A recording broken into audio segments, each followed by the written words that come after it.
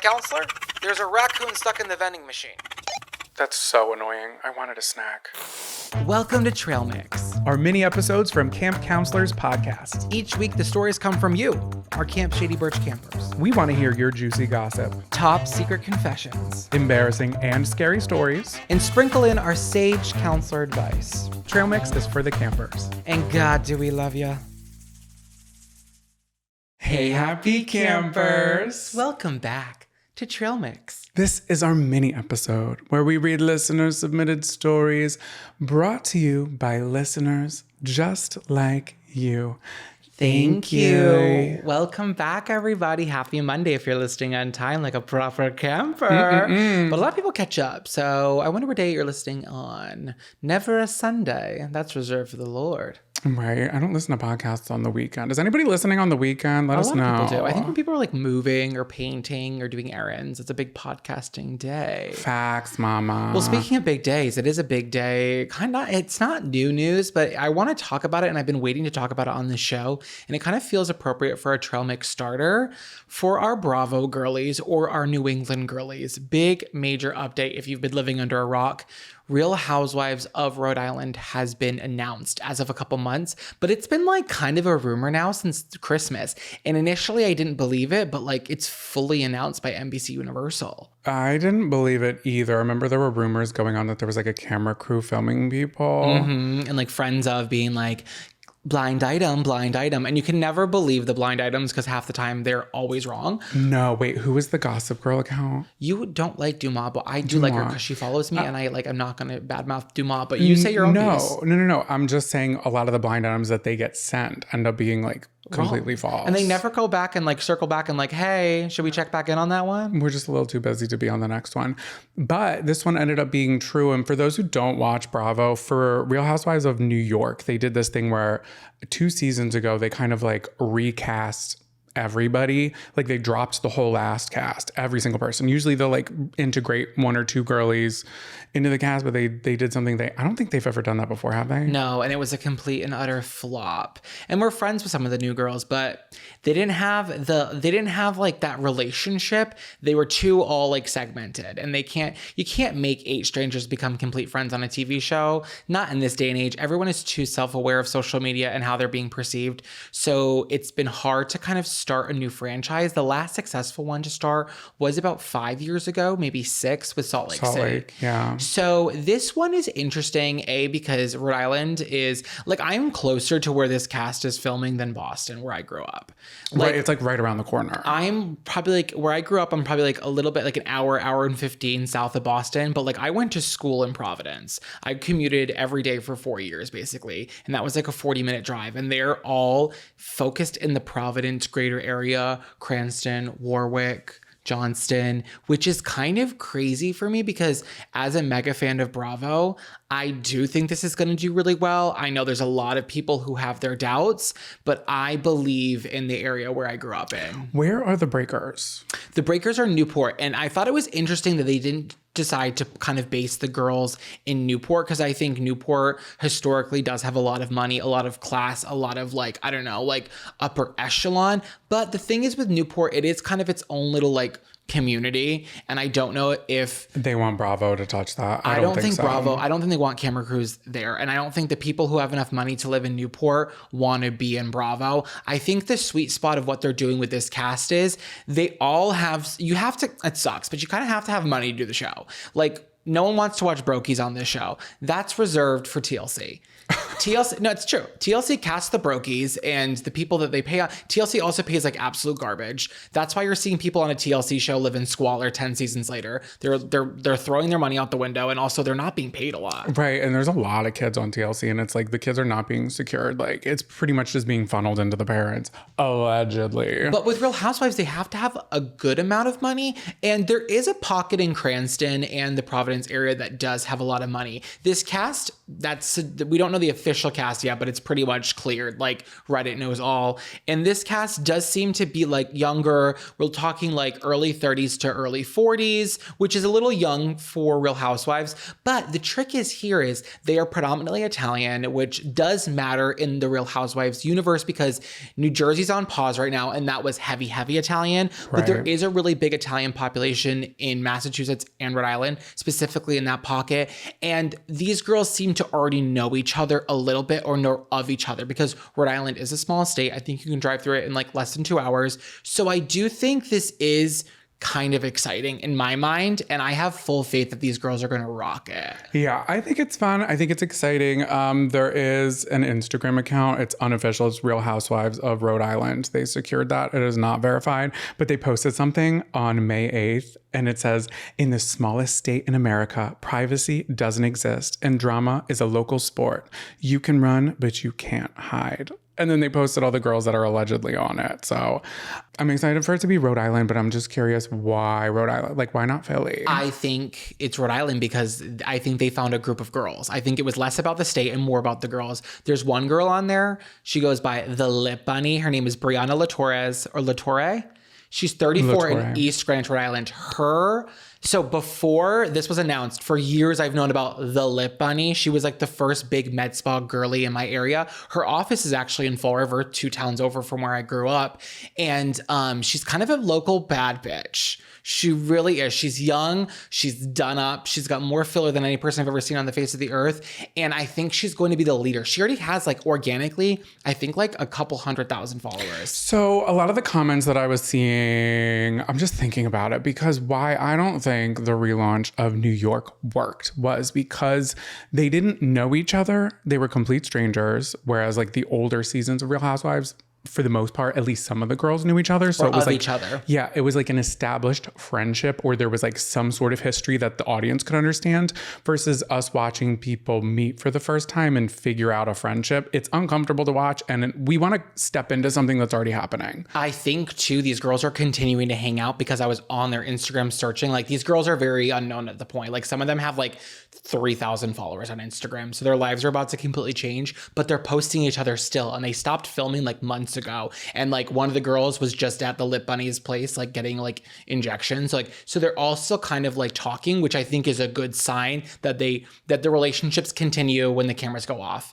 which I have faith that these girls are going to deliver. Who knows? We're going to be back in New England this summer and I'm praying that I run into them. I followed one girl and I'm like trying to be like, hey, so I'm thinking once the cast gets announced, maybe we try to get one of them on the podcast as like an early starter. Juicy. That'd be fun. We're going to be back in Mass this summer. So I'm like, let me see if we can get her on Camp Counselors.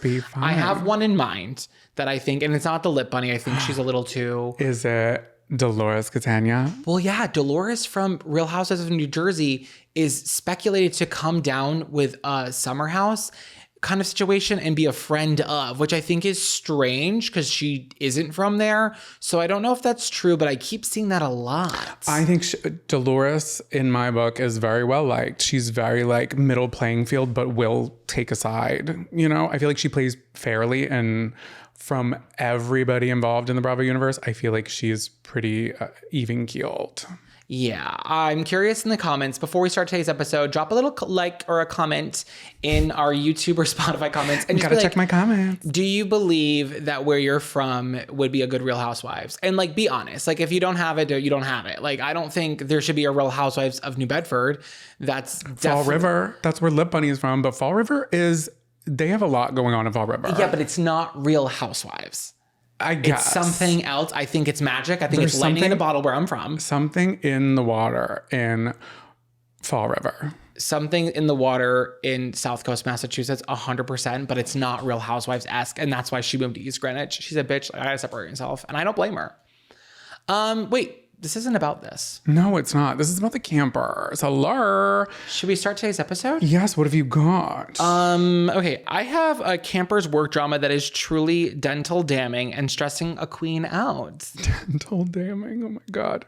I've got a story about a camper nurse who had a secret she simply could not hold on to anymore. Oh, and then I have a cross-country camper whose final stretch of open road quickly turned to freak behavior after freak behavior. Let's get into it.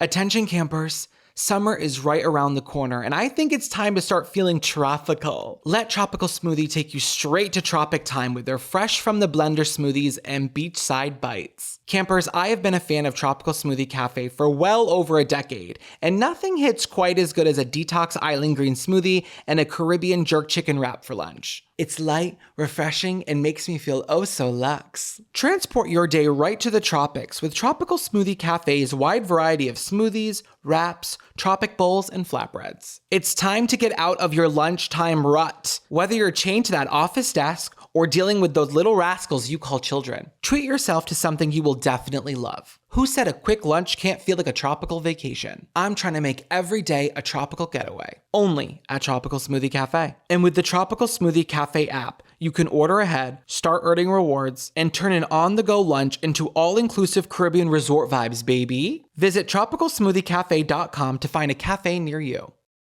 This episode is sponsored in part by BetterHelp. Let's be honest here, campers. We're all under so much pressure, and that pressure adds up. For example, around 6 million men in the US experience depression every year, and so many of them don't even realize it. But struggling doesn't make you broken. In fact, I think the real strength comes from acknowledging what you're carrying and choosing to do something about it. That might mean opening up to a friend or a partner or talking to a therapist. Personally, I have learned so much in therapy. I've become a better communicator and I've just learned so much about myself. Therapy has really changed my life, and it can change yours too. Because BetterHelp makes it easy. With over 35,000 therapists and 5 million users globally, it's the world's largest online therapy platform. It's so easy to tailor to your busy schedule, and on top of that, you can change therapists at any time. As the largest online therapy provider in the world, BetterHelp can provide access to mental health professionals with a diverse variety of expertise. Talk it out with BetterHelp. Our listeners get 10% off their first month at betterhelp.com/camp. That's betterhelp.com/camp. Get out of the water and onto the dock. You're not going to believe what I just heard. Welcome back to Gossip Doc. Ooh, what tea you got to spill? Head on over to campcounselorspodcast.com at the write-in tab or campcounselorspod@gmail.com, and your Gossip Doc might just make the show. Our camper writes in, "Hi, cutie patootie counselors. I have a story for you about the first time I had to fire someone." Oh no. This is so funny. It's actually very stressful for our camper, but like I was entertained by it, so it's a great story. Okay, hindsight is 2020. I work in the dental field. Oof. Yucky. If there's any fellow dental girly campers, they already know that there's some batshit crazy stuff that goes on. There's a Bravo show. There you go. Dental I would watch Divas. that. Dental Divas. Shut the fuck up. I know. So someone makes someone make a reality TV show about dental offices already. There you go. Where the bicuspid baddies at? Bicuspid baddies. Anyway, about 5 years ago, I just started a new job working as an office manager. The office was just reopening after being closed for a while due to the pandemic, and I had to hire several new staff members. Woof, that sucks. It was no easy feat in the midst of the world being in its COVID era. I got a little desperate. Eventually, after standing at the street corner screaming, "If you have a heartbeat and reliable transportation, please come work for me," I had a full staff. Okay. So there was one particular assistant, let's call her Valerie, who was very reliable and a hard worker. However, she was a little rough around the edges, let's say. You didn't want to get on her bad side. She was also older than me, which is always a strange dynamic when you're the boss of someone old enough to be your mom. That probably is a little weird. Another one of my new hires, we'll call her Allie, was another story. She was always calling off, and the dentist didn't like her attitude.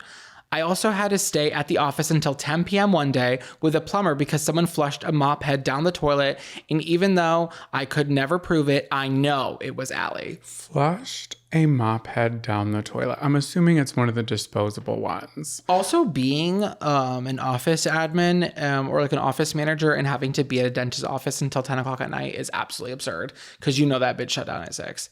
The latest. Yeah. So she's like way. We gotta wait till beyond the her pay last grade. crusty custy gets out before you start using the blender. I guess. So Valerie and Allie took an immediate disliking to each other. Val and Al against each other. I know tensions in the office were high, and I was considering a career change. This was nothing like the quiet office I worked at previously where everyone did their jobs and went home. These girls were trouble. One day, I was at my desk writing out a PIP, which is a personal improvement plan for Allie, which is what HR requires me to do before firing her. One of my non-problematic employees came up to me and told me there was trouble brewing in the break room. Apparently, the Valerie-Allie beef came to a head when Valerie arrived at work that morning and her energy drink was missing from the fridge. She assumed it was Allie that took it, but decided to make it everyone else's problem. She got a trash bag and proceeded to empty out the entire contents of the fridge and then toss it all in the dumpster. When I read that she got a trash bag the first time, I was like, oh, she's going to go through the trash and find it. But no, she took out everyone's stuff. She got a brand new one and threw it out. No, she threw out everyone's stuff in the fridge. She said, if I can't have my drink, no one can have anything. I'm talking everything. The whole office's lunch, including lunch boxes. No. I know. What is wrong? What? Nothing was safe, including my glass Tupperware that contained my lunch. She even threw out the scary, mean oral surgeon salad that he had brought from the Cheesecake Factory. Gasp.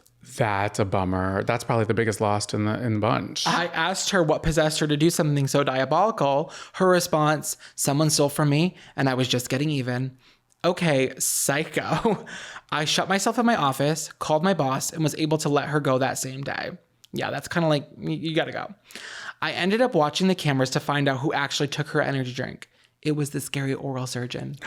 Which is so crazy because an oral surgeon, there's no way you're not making well over 6 figures. Get fucked. You know, this isn't like a WeWork that has like snacks everywhere. It's people's lunches. That's somebody's something that they put there. Why would they do that? That's so gross. Can you imagine if she drank the energy drink? She's already wired though. First of all, go put him on a PIP, a personal improvement plan. True. Because that's not okay.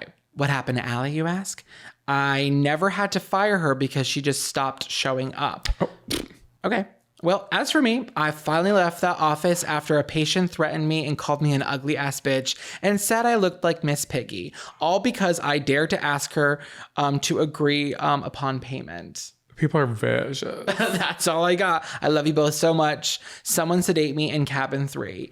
P.S. My husband works for Aldi. I was at the Chicago show, and when you shouted out the Aldi employees, I went home and screamed, I'll never forgive you, to my husband for not working in that department. Love you. Oh. I love my Aldi girls. We do. Oh my God, that sucks. That does suck. Did she say what state that was in? She did not, but I'm assuming near Chicago because they went to that show. So maybe God. Illinois. Valid. This is a really big secret. Thank God we're on a body of water. This is Confession Canoe. Welcome back to Confession Canoe. Can we all fit in this canoe? Si se puede. It means yes, we can. Okay, so if you have something you want to confess, you want to get off your chest, we will keep you anonymous unless you tell us otherwise. Okay, here we go. Our camper writes in. Hey, happy counselors. Hey. I'm writing this on the first day of Nurses Week. Happy Nurses Week to all my fellow little psychos who picked this career. Happy Nurses Week to those who celebrate and to those who don't. This story takes me back to when I worked as a home health nurse. For those of you who don't know, a home health nurse typically sees patients in their houses when they get home from a hospital stay and can require a lot of different things from their home health nurse. Okay, some examples include teaching them how to take new medications, helping them with nasty wounds, and teaching them how to administer antibiotics. Well, I don't know why I can't say that word. Administer antibiotics through an IV. Let it go. Home health nurses are also subjected to the typical nurse things, such as not being able to eat when you're hungry, not being able to drink your coffee warm, and not being able to empty your bladder when it's full. Listen, the nurses, they're the angels on this earth. They're doing the Lord's work, truly. I could never, ever, ever do it. I could do a lot of things, but being in the medical field, hats off to you. Not only do you have to be very smart, but also like very brave.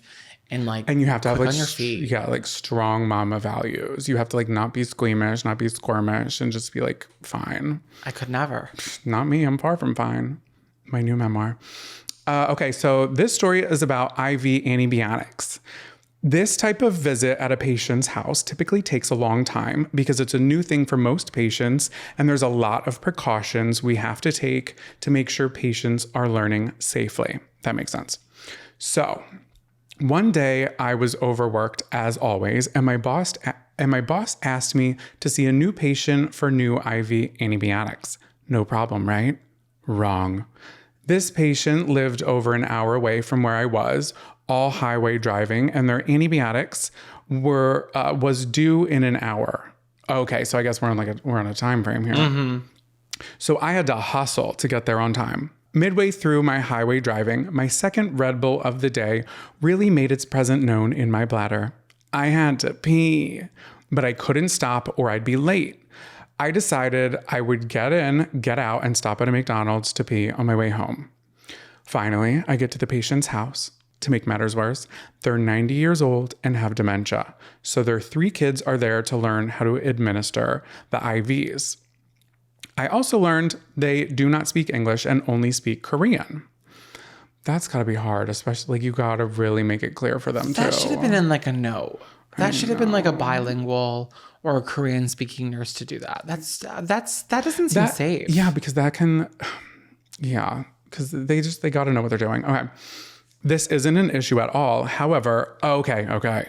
The use of a translator over the phone to 3 60 to 70-year-old folks who were hard of hearing is anything but fast. And those were the elderly person's kids who are 60 and 70. Yeah, so the translator's on the phone. Got it.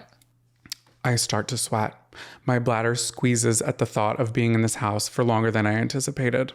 Now, I know what you're thinking. Be at their house. No, it was gross. Cats were everywhere. Old food was sitting out, and it was stinky. I spent 2.5 hours there, squeezing my thighs together, trying not to wet myself in front of 4 people I had just met. The 3 siblings argued with each other, and the translator could not keep up. I didn't know what was going on. This is a nightmare. The grandma patient is just sitting and smiling at me. Oh, what a cutie. I know. It's just like nothing going on behind those eyes.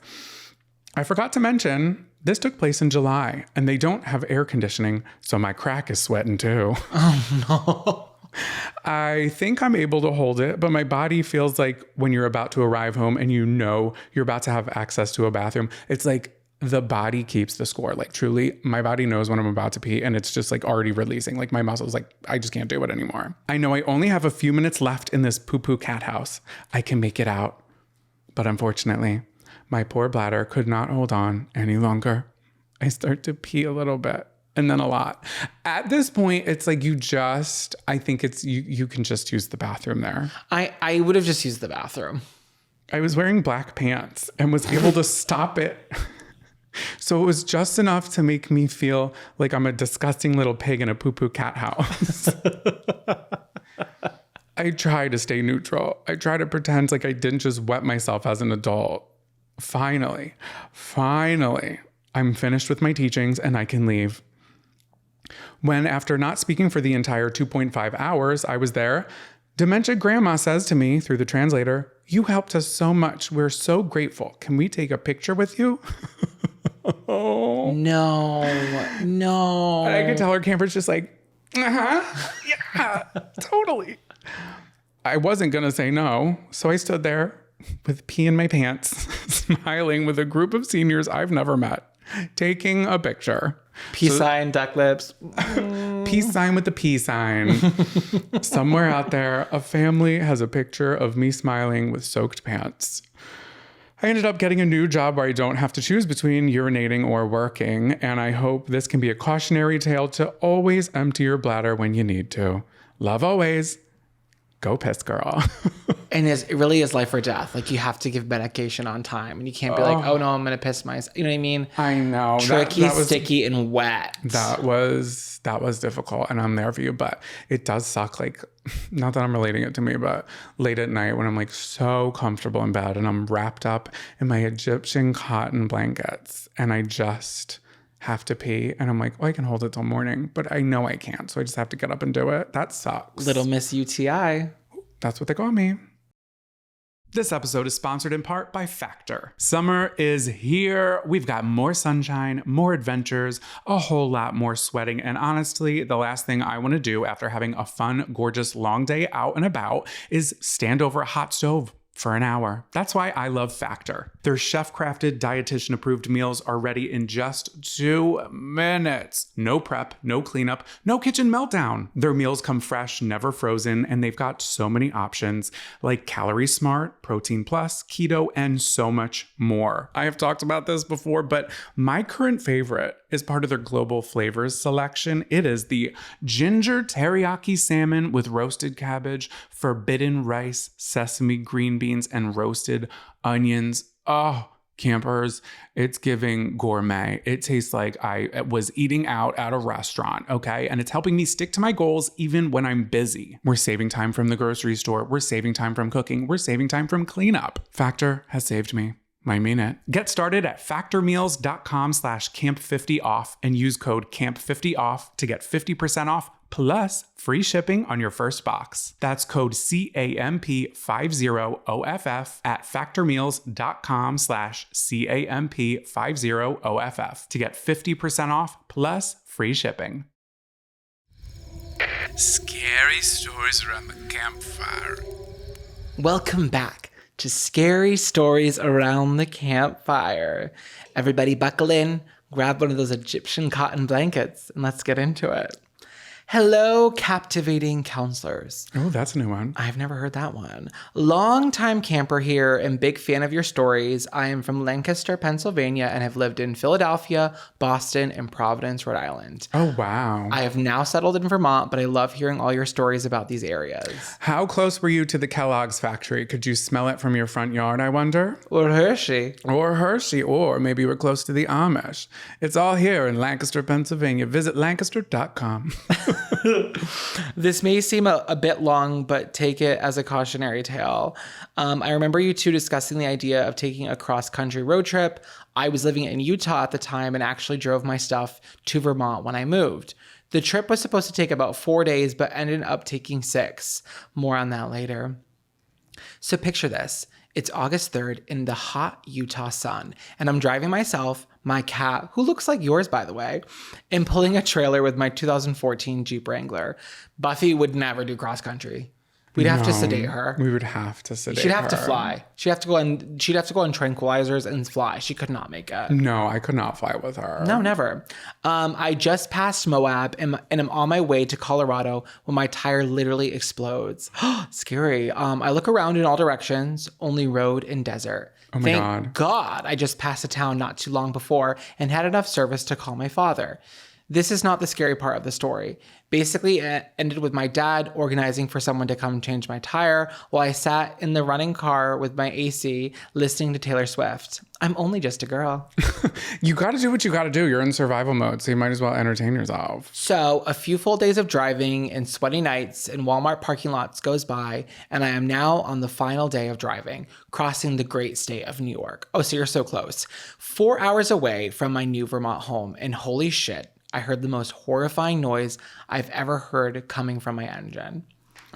I pull over immediately. I call my dad again. He listens to the engine and agrees I need to be towed. Cat, trailer, and all on a Sunday.